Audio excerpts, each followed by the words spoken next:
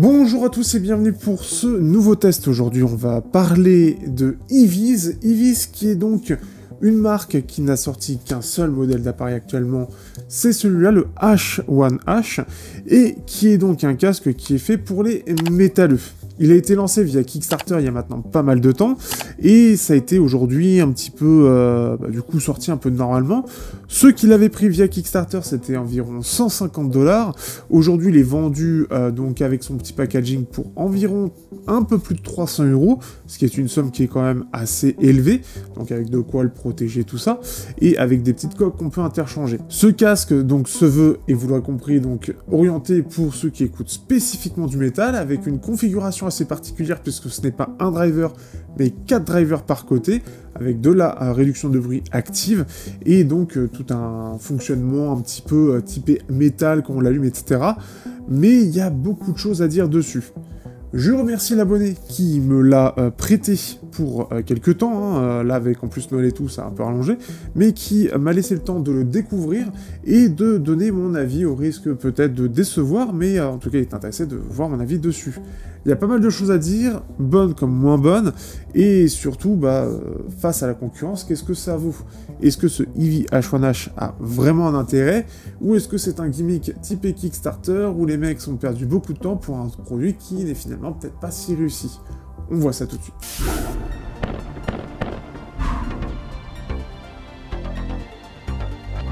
Au niveau du design, on se retrouve ici avec un casque qui est assez sobre, mais plutôt bien foutu au niveau du design. On est sur quelque chose qui est entièrement en plastique, avec ce côté noir. On va avoir une personnalisation pour chaque partie, puisqu'on peut les changer, en moyenne de 20 à 30 € par coque, en paire de coques en tout cas, avec donc un système où on peut avoir un côté rétractable, mais par contre on ne peut pas tourner le casque, donc on ne peut pas le mettre à plat. Donc tout dépendra de ce que vous cherchez.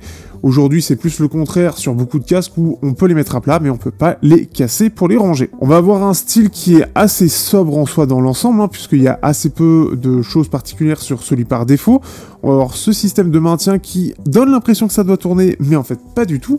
Et on va voir toutes les commandes en dessous. On va avoir du 3.5, ce qui est plutôt une bonne chose d'avoir ça, de l'USB-C pour le rechargement, la gestion du Bluetooth et la gestion de la partie allumage ou aussi le côté ANC. On a une ergonomie qui est quand même assez particulière, je trouve. Alors, autant je trouve les coussinets assez denses et assez confortables, autant je trouve les commandes très particulières. J'en reparlerai un petit peu après, mais on s'y perd un petit peu. Je trouve que c'est pas très clair, et ce qui fait qu'on aura tendance à tout mélanger.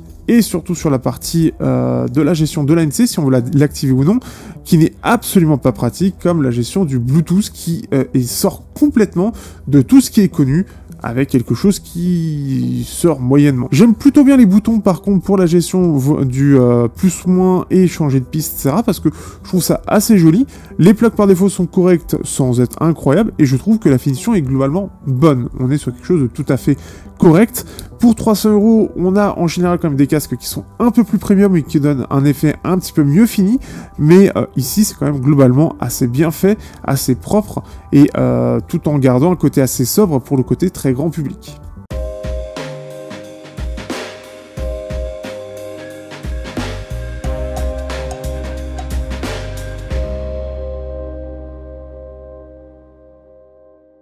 Au niveau de l'ergonomie, on se retrouve ici avec un casque qui a une ergonomie qui est assez particulière. Déjà, on n'a pas d'application pour gérer tout ce qui est égalisation, quoi que ce soit. Apparemment, c'est censé arriver plus tard, mais au moment du test, ce n'est pas disponible. On a droit à de la PTX HD, et donc, comme je le disais, au niveau des commandes, on a quelque chose qui n'est pas incroyable.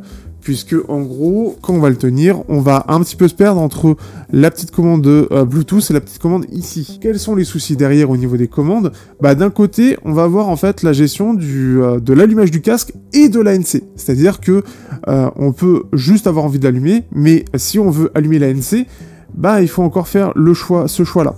Sauf que quand c'est sur le casque, faut se repérer, et il y a des fois où je l'ai éteint. Super!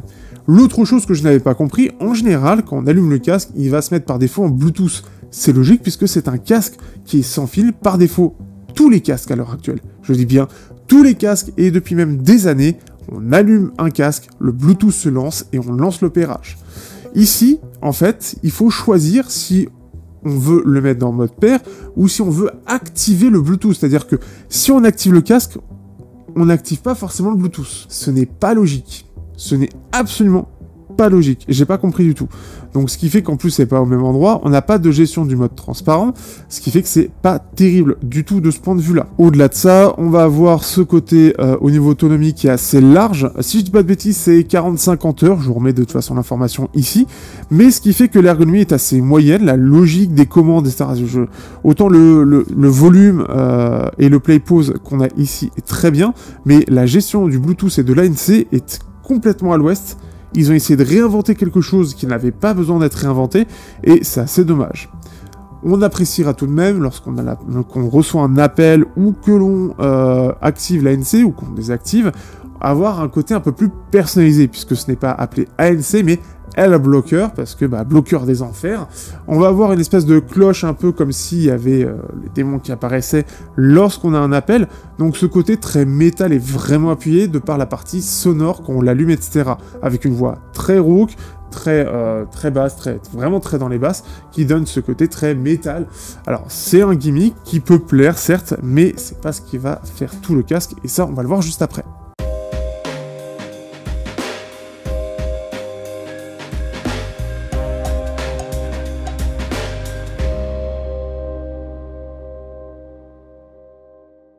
Parlons maintenant de ce qui m'intéresse personnellement le plus, la partie sonore. Ici, donc, il y a aussi ce truc mais ce n'est pas les seuls, de vouloir réinventer un peu ce qu'est un casque au niveau de la partie sonore. Généralement, on va avoir un gros driver dynamique ou planaire qui vont ensuite donner donc le son tout simplement.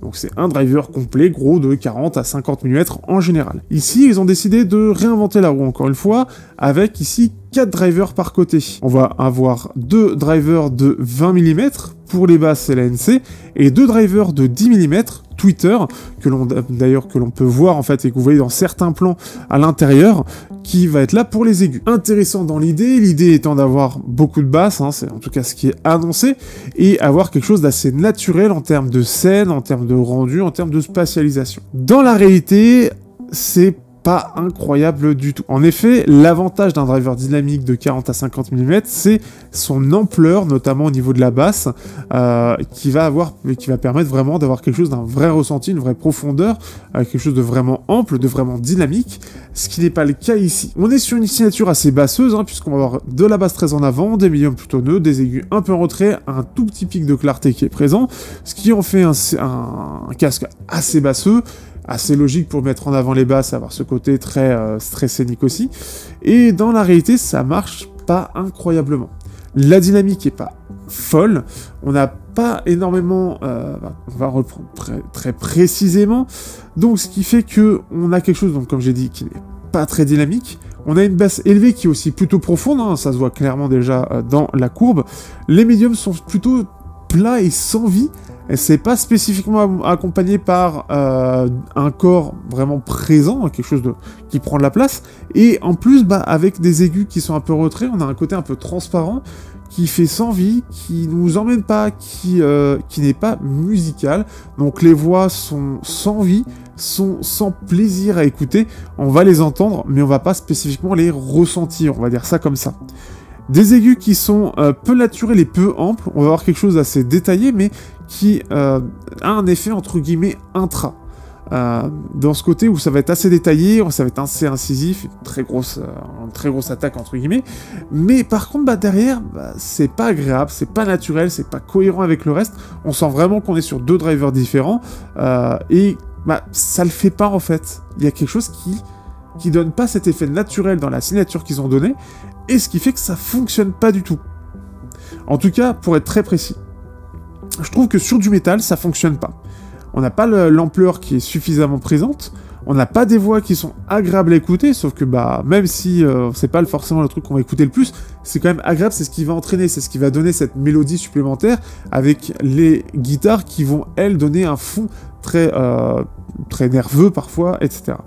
Mais ce qui fait que on a des aigus qui sont trop fins et qui sont trop peu amples, ce qui fait que ça n'amène pas la voix à avoir une bonne clarté ou quelque chose de très joli, très naturel, et ce qui fait que ça marche pas terrible. Là où j'ai le plus apprécié écouter ce casque, c'est sur de l'électro. Pourquoi ? c'est assez logique. L'électro a moins besoin de ce côté technique. Le métal, lui, il a besoin d'avoir quelque chose de technique, quelque chose de ample, et pour bien faire ressortir l'ensemble, et surtout d'avoir quelque chose de réussi. Ici, au final, je trouve que pour un casque qui est fait pour les métalleux, ça marche pas du tout. Sur ma playlist que vous avez en description sur Deezer, j'ai pas du tout aimé, j'ai pas apprécié du tout. Et on va le voir en plus de ça, encore plus avec le côté, justement, la comparaison avec divers casques plus ou moins chers et plus ou moins vieux, que malheureusement, face à la concurrence, ça ne vaut absolument pas le coup d'investir dedans. Pour finir, l'ANC lui fonctionne très bien, qu'on l'ait actif ou pas, on sent pas spécifiquement la différence, et ce qui fait que on va avoir quelque chose qui se défend plutôt bien de ce point de vue-là, qui est dans la bonne moyenne, donc au moins là-dessus, ils ont plutôt réussi. Mais vraiment, c'est dommage, je trouve que surtout au prix auquel c'est vendu, ça les vaut pas, quoi.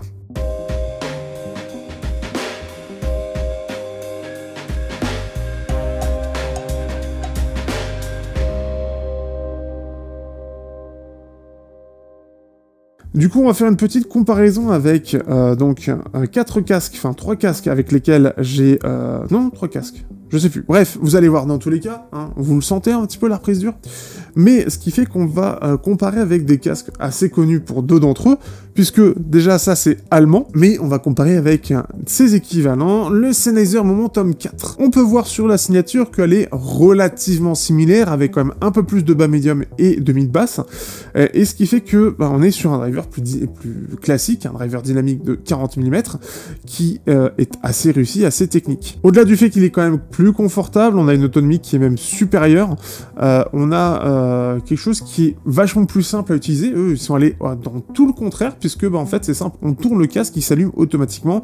Là-dessus, c'est vraiment la simplification à l'extrême et le côté tout tactile. On est d'ailleurs à peu près dans les mêmes prix aujourd'hui, ce qui fait que c'est un peu dur à avaler. On a quelque chose qui est vraiment plus dynamique, ça se ressent tout de suite, c'est évident, ça se ressent, c'est clairement plus dynamique.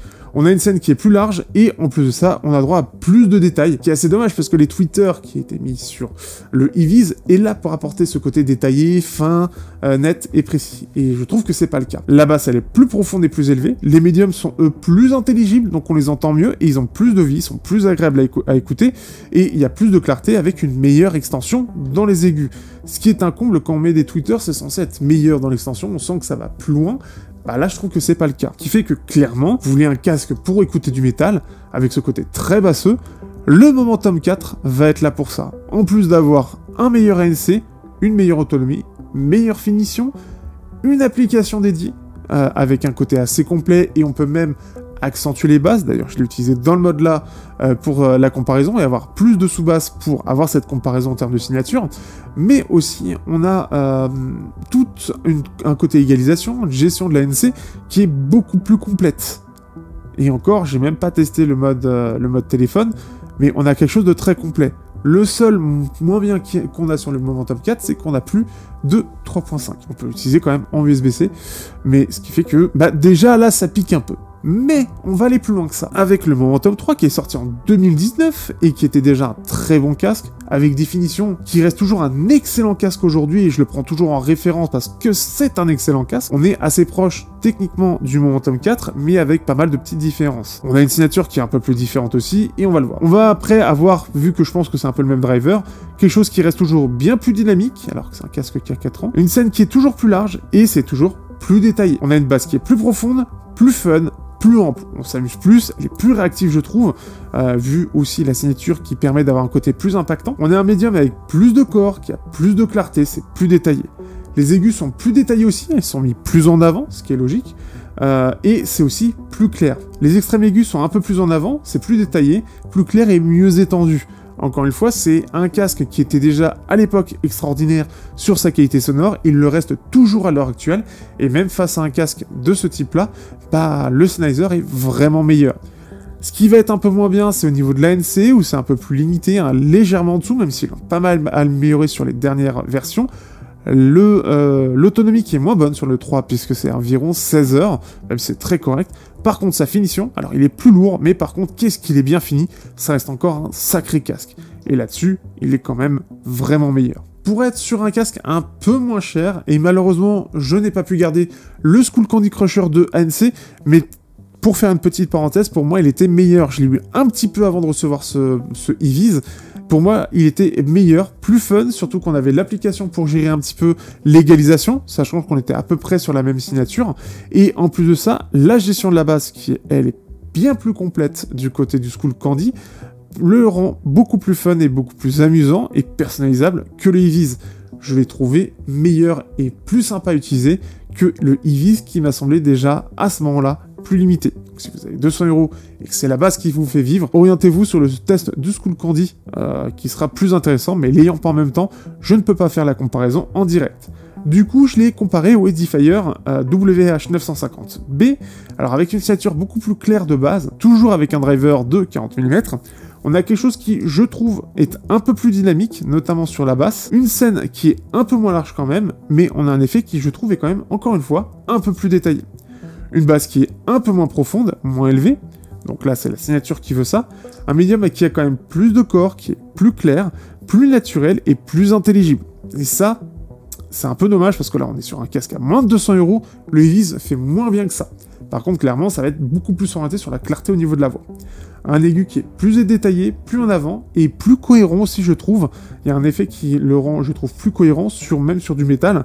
Il y a quelque chose qui se fait mieux, en fait, et je pense que c'est cette gestion entre le driver dynamique de 20 mm et les tweeters de 10, qui, ici, est moins bien géré sur ce casque-là. C'est toujours ce qui reste le plus dur. Pour terminer, les Edifier ont un extrême aigu qui est aussi, encore une fois, mieux étendu, plus cohérent, mieux détaillé et plus naturel. Tout ça pour dire que, on va le voir dans la conclusion, mais à 330 €, bah, il arrive quand même à faire moins bien que des casques à moins de 200 €, puisque celui-là il est vendu 180 €, et surtout les tweeters qui sont censés améliorer la gestion des aigus, donc au-delà, entre autres, des 10 kHz, bah ce n'est pas le cas. On sent clairement que les drivers dynamiques ici, bah, ne sont pas spécifiquement en défaut face à ce qui est proposé là par le eViz. Et même au contraire, j'ai été assez étonné de voir que des casques à 200 € arrivent à faire mieux. Certains le trouvent même moins bon que le One More Sonoflow. Je l'ai comparé rapidement, il est quand même un peu meilleur, mais je peux vous dire que j'ai vraiment hésité à le mettre dans le comparatif parce que il est un peu moins détaillé, le One More Sonoflow, mais on s'amuse plus avec. Il y a une application qui est bien complète en plus de ça, donc en termes d'égalisation, on est complet là-dessus. On a un ANC qui est vraiment excellent, un confort qui est vraiment là, et même en termes de finition, bien réussi, et il est à 60 €. Donc c'est là où ça pique. Donc pour ceux qui ont eu, et on va voir dans la conclusion, le casque à 150 €, heureusement que vous l'avez eu à 150. Bref, on va aller sur la conclusion.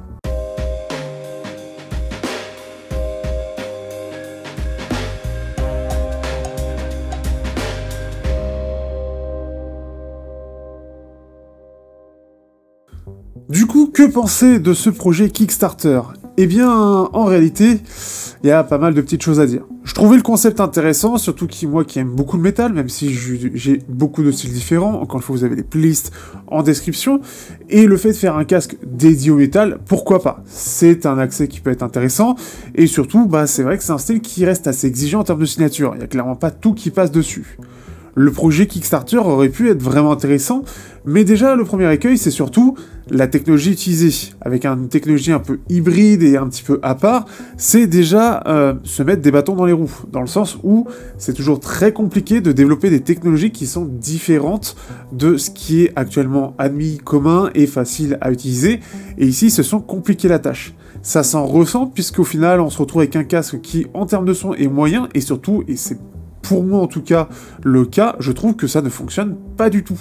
Ça manque de profondeur, ça manque de dynamique, et on a quelque chose qui est à la fois détaillé mais pas réellement, qui est pas forcément très cohérent, et certains casques vraiment moins chers marchent beaucoup mieux. Ceux qui ont eu le casque à 150 € ont, comment dire, fait le bon choix. À 150 €, il est intéressant. On a une bonne finition, un son qui est tout à fait correct pour le prix, et on a un ANC qui fonctionne tout à fait. On a pas mal de choix dans cette gamme de prix. Mais comme on l'a vu dans les comparaisons, si on le compare avec son prix qui est vendu après Kickstarter, donc vraiment sur le site, et donc à plus de 300 €, bah là ça vaut pas vraiment le coup. Et même à 250, j'ai dû voir des promos à 270, 250, c'est quand même trop cher. Vraiment, ce casque ne vaut pas le coup, à part peut-être en occasion, et surtout, en plus de ça, il est trop limité. Le fait qu'il n'y ait pas d'application, le fait qu'on ait une signature qui est un petit peu basseuse, mais qui manque de quelque chose, le rend pas super polyvalent. Et clairement, il y a beaucoup mieux sur le marché. Si je devais conseiller ce casque, bah déjà, ce serait pas le cas, mais en plus de ça, je vous conseillerais beaucoup plus d'aller sur le Skullcandy Crusher ANC2, qui est vraiment intéressant. D'une part, il est plus léger, il est bien fini, on a une base qui est réglable, une égalisation, toute une application vraiment complète là-dessus, un ANC qui reste par contre un petit peu en dessous, mais un casque qui est vraiment beaucoup plus complet. Il va être beaucoup mieux pour du métal, ou même pour du cinéma. Et ça, c'est largement plus intéressant. Et surtout, si vous aimez les basses, c'est pas du côté de ce qui est proposé par Eevees que ça va donner un vrai sens, mais vraiment Skullcandy est là-dessus imbattable sur ce sujet. Donc vraiment, malheureusement, ceux qui vont l'acheter après le Kickstarter, vraiment oubliez, ça vaut pas le coup. Vraiment pas à ce prix-là.